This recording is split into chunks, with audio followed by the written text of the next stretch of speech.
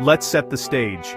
Africa isn't one big country, it's 54 unique nations, each with its own ambitions. Right now, three giants are vying for the continent's leadership: Nigeria, Egypt, and South Africa. Nigeria boasts a massive population and a booming culture. Egypt has ancient roots and a strategic location. South Africa is the industrial veteran. These aren't just big names, they're Africa's economic and cultural engines. The winner of this race will shape Africa's future, influencing trade, politics, and innovation. Global powers are watching closely, eager to partner with whoever comes out on top. By 2035, the landscape could look very different. Will Nigeria's youth drive explosive growth? Can Egypt's megaprojects pay off? Will South Africa overcome its struggles? The next decade is a high-stakes contest for the crown. Let's break down who's got the best shot.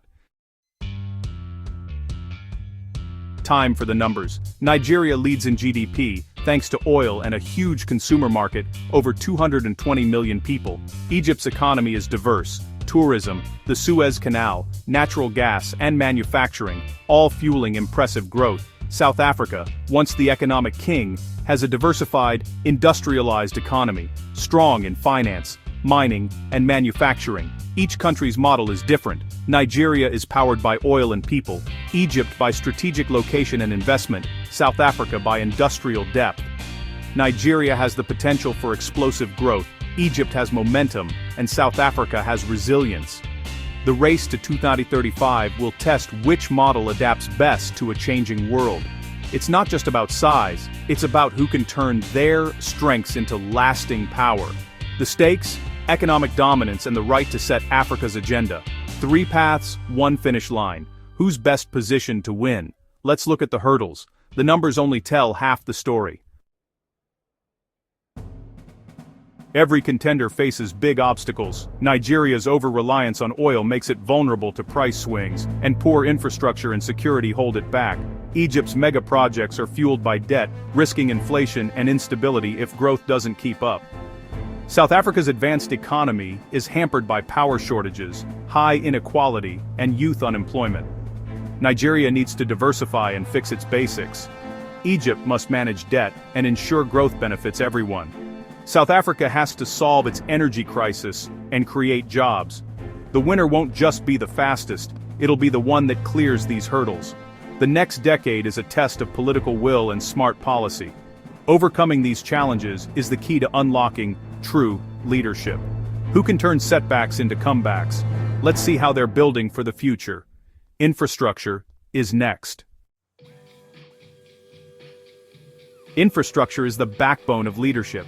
Egypt is building big, new cities, expanded canals, high-speed rail, and solar farms. Nigeria is catching up, investing in railways, ports, and the massive Dangote refinery. South Africa has the best legacy infrastructure but struggles to maintain and upgrade it amid mismanagement and power cuts. Egypt's strategy leapfrog into the future with mega-projects. Nigeria's lay the foundations for its huge population.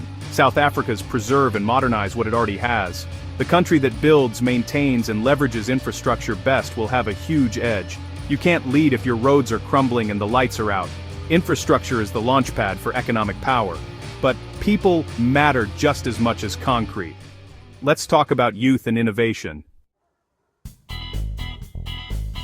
Africa's youth is its greatest asset. Nigeria's median age is just 18, an engine of creativity and ambition, fueling a tech and cultural boom. Lagos is a startup hub, but education and jobs must keep pace. Egypt is investing in education and tech, building innovation hubs and focusing on STEM to prepare for the future. Cairo's startup scene is buzzing, blending ancient roots with modern ambition. South Africa has top universities and a mature tech ecosystem, but public education struggles, creating a skills gap and high youth unemployment. Nigeria has raw demographic power. Egypt has strategic investment. South Africa has established institutions. The country that best educates and empowers its youth will shape Africa's future. It's not just about numbers, it's about unlocking potential. The next generation will decide who leads, but leadership isn't just economic, it's political too. Who has the loudest voice? Let's find out. True leadership means political clout. Nigeria wields power through sheer size and cultural influence, leading West Africa and shaping trends. Egypt leverages its strategic location and diplomatic history, acting as a bridge between continents and a key player in regional politics.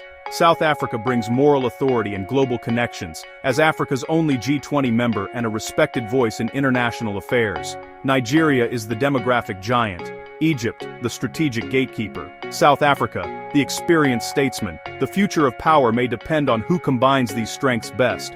Will it be population, diplomacy, or prestige that wins out? The answer will shape Africa's voice on the world stage. As global dynamics shift, so does the meaning of leadership. The next decade will reveal whose influence truly matters. But what does the future hold for each contender? Let's look ahead to 2035. Fast forward to 2035, what could the future look like? Nigeria could become an economic titan if it diversifies, fixes infrastructure, and unleashes its youth. Egypt's mega projects might pay off, making it a global trade hub, if debt doesn't drag it down. South Africa could rebound by solving its energy crisis and leveraging its industrial base, or risk stagnation if deep inequalities persist. Nigeria has the highest growth potential, and the highest risk. Egypt's state-led gamble could deliver rapid change, but it's a high-wire act. South Africa's path is one of reform and recovery. The next decade is a make-or-break moment for all three. Their choices now will define their future. The race is on, and the outcome is wide open. So, who's most likely to wear the crown in 2035? Nigeria's demographics give it explosive potential, if it gets the basics right. Egypt's bold vision could pay off, transforming it into a regional powerhouse. South Africa could stage a comeback if it tackles its toughest challenges. But this isn't a zero-sum game. A stronger Nigeria, a prosperous Egypt, and a revitalized South Africa would lift the whole continent. The real future is a council of strong, cooperative leaders, not a single king. Ultimately, it's the people, innovators, entrepreneurs, and citizens who will shape Africa's destiny. The race isn't just about who wins, but how they work together to build a better continent. Africa's future will be forged by its own people, not outside observers. The next generation holds the key. The crown belongs to those who build, not just those who compete.